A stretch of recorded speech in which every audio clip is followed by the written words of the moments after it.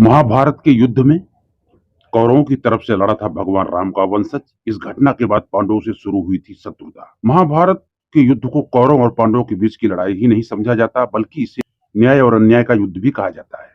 कुरुक्षेत्र की रणभूमि पर अनगिनत योद्धाओं में से एक योद्धा थे प्रभु श्री राम के वंशज राजा बृहदल, जिन्होंने कौरवों की तरफ से युद्ध लड़ा था। आइए जानते हैं भगवान श्री राम के वंशज ने आखिर क्यों पांडवों की जगह कौरवों को चुना था। नमस्कार दोस्तों, हमारे मोटिवेशनल आरके व्लॉग चैनल में आप सभी का बहुत बहुत स्वागत है।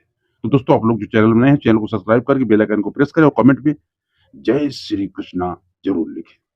महाभारत की लड़ाई सिर्फ कौरव और पांडवों के बीच ही नहीं थी, बल्कि अन्याय और न्याय के इस युद्ध में देश विदेश के कई राजाओं और योद्धाओं ने भाग लिया था। कुछ राजा पांडवों की तरफ से लड़े थे तो कुछ कौरवों की तरफ से लड़े थे। कुरुक्षेत्र की रणभूमि पर लड़े गए इस युद्ध को ऐतिहासिक माना जाता है।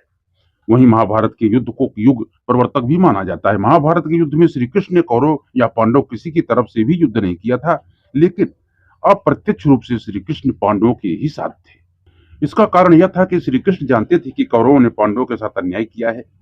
इस कारण श्री कृष्ण अर्जुन के सारथी बनकर उनका मार्गदर्शन करते रहे। लेकिन क्या आप जानते हैं कि कुरुक्षेत्र के इस युद्ध में एक योद्धा ऐसा भी था जो भगवान राम का वंशज का था, लेकिन युद्ध में उसने कौरवों का साथ दिया था। आइए जानते हैं कि कौन है वह योद्धा। बृहद्दल राजा अयोध्या के राजा था, जिन्हें भगवान राम का वंशज माना जाता है।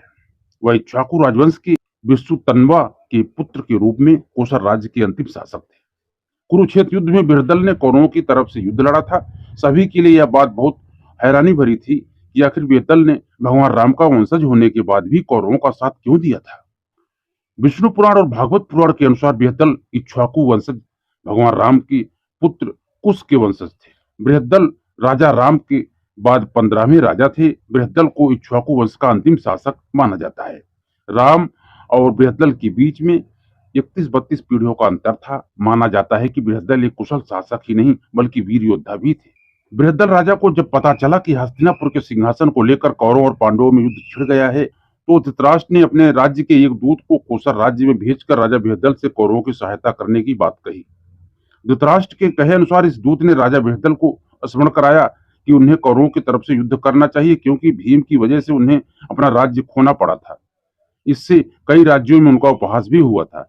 ये सब बातें सुनकर राजा बृहद्दल को भीम से जुड़ी पूरी घटना याद आ गई। माना जाता है कि राजा बृहद्दल कोसल राज्य के शासक थे। कोसल राज्य की राजधानी अयोध्या थी। इसके अलावा भी राजा बृहद्दल ने आसपास से कई नगरों को जीत लिया था।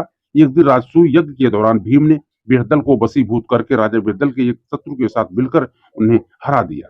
इस हार से राजा बृहद्दल का बहुत अपमान हुआ और कई राजाओं ने छुपे तौर पर उनका मजाक उड़ाया। इस घटना की वजह से राजा बृहद्दल के मन में भीम सहित सभी पांडवों को लेकर एक प्रकार के क्रोध ने जन्म लिया और उन्होंने धृतराष्ट्र के संदेश के बाद कौरवों की तरफ से युद्ध लड़ने का निर्णय लिया।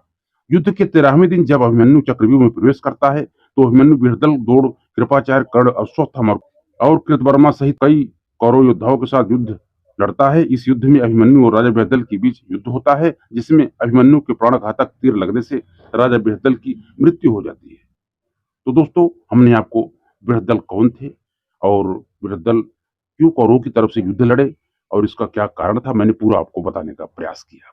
तो मुझे आशा है वीडियो आपको अच्छा लगा होगा। दोस्तों, यदि वीडियो आपको अच्छा लगा हो तो हमारी वीडियो को एक लाइक जरूर करना, और यदि आप लोग चैनल में नए आए हैं तो चैनल को सब्सक्राइब करके बेल आइकन को प्रेस करें और कमेंट में जय श्री कृष्णा लिखें और हमारे चैनल को आगे बढ़ाएं, सपोर्ट करें। दोस्तों, ज्यादा से ज्यादा शेयर करें, कमेंट करें, लाइक करें।